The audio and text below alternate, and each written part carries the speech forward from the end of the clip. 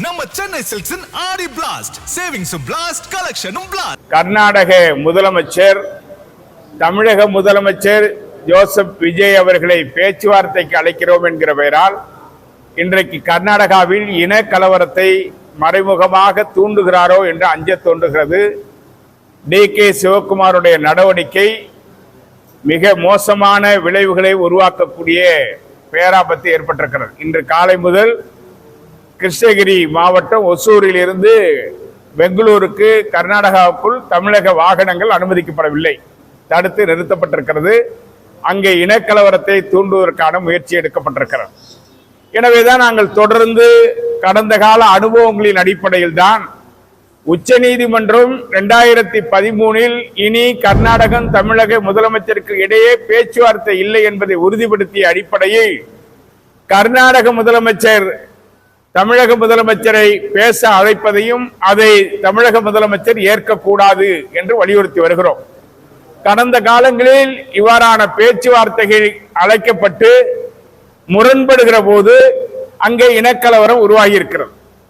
எனவே இன்றைக்கு காவிரி நடுவர்மன்ற இறுதி தீர்ப்பு மத்திய அரசால் அரசிதழில் வெளியிடப்பட்டு 2018 முதல் காவிரி மேலாண்மை ஆணையத்தின் கட்டுப்பாட்டில் காவிரி அணைகளில் இருக்கக்கூடிய தண்ணீர் தனது கட்டுப்பாட்டில் கொண்டு வரப்பட்ட பிறகு உச்ச நீதிமன்றத்தின் நேரடி பார்வையில் ஆணையம் செயல்படுவதால் எந்த மாநில முதலமைச்சரும் சந்தித்து பேசுவதால் எந்த பயனும் இல்லை.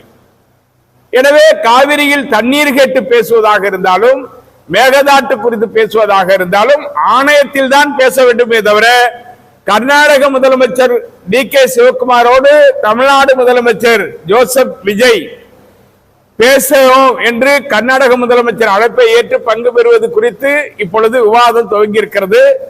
எனவே இந்த சந்திப்பு என்பது கர்நாடகாவில் இருக்கிற தமிழர்களுக்கு ஏற்பட போகிற பெரிய ஆபத்தாக முடியும். எனவே தமிழக முதலமைச்சர் கர்நாடக முதலமைச்சருடைய அழைப்பை நிராகரிக்க வேண்டும்.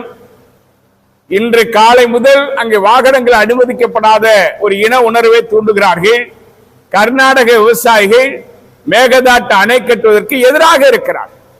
எனவே அங்கே கர்நாடக விவசாயிகள் போராட்ட களத்திற்கு வராத நிலையில் இனக்கலவரத்தை உருவாக்குவதற்கான மறைமுக முயற்சியில் கர்நாடக முதலமைச்சர் டி.கே. சிவகுமார் ஈடுபடுகிறாரோ என்று அஞ்ச தோன்றுகிறது. எனவே கர்நாடகாவில் இருக்கிற தமிழர்களுக்கு பாதுகாப்பு கொடுக்க வேண்டிய பொறுப்பு மத்திய அரசுக்கு இருக்கிறது, உச்ச நீதிமன்றத்திற்கு இருக்கிறது, தமிழக முதலமைச்சருக்கு இருக்கிறது. எனவே இந்த நெருக்கடியான சூழலில் பேச்சுவார்த்தை என்பது கர்நாடக மாநில தமிழர்களுக்கு விரோதமாக அமையும்.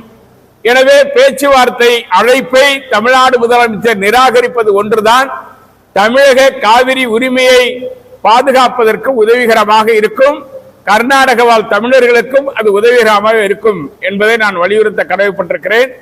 எந்த சூழ்நிலையும் தமிழ்நாடு முதலமைச்சர் கர்நாடகாவில் சென்று மேகதாட்டு அணையை குறித்தும் தண்ணீர் திறந்து விடுவது குறித்தும் பேசுவது சட்டப்படி செல்லாது, உச்ச நீதிமன்ற நீதி உத்தரவின்படி செல்லாது, அரசியலமைப்பு சட்டப்படி செல்லாது.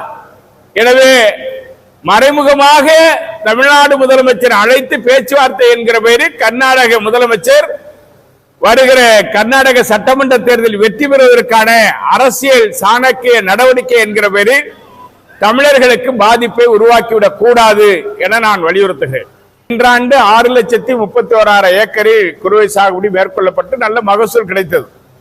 இந்த ஆண்டு தஞ்சாவூர், நாகப்பட்டினம், திருவாரூர், மயிலாடுதுறை மாவட்டங்களில் 2 லட்சம் ஏக்கர் அளவிலேதான் நிலத்தடி நீரை நம்பி குறுவை சாகுபடி மேற்கொள்ளப்பட்டிருக்கிறது.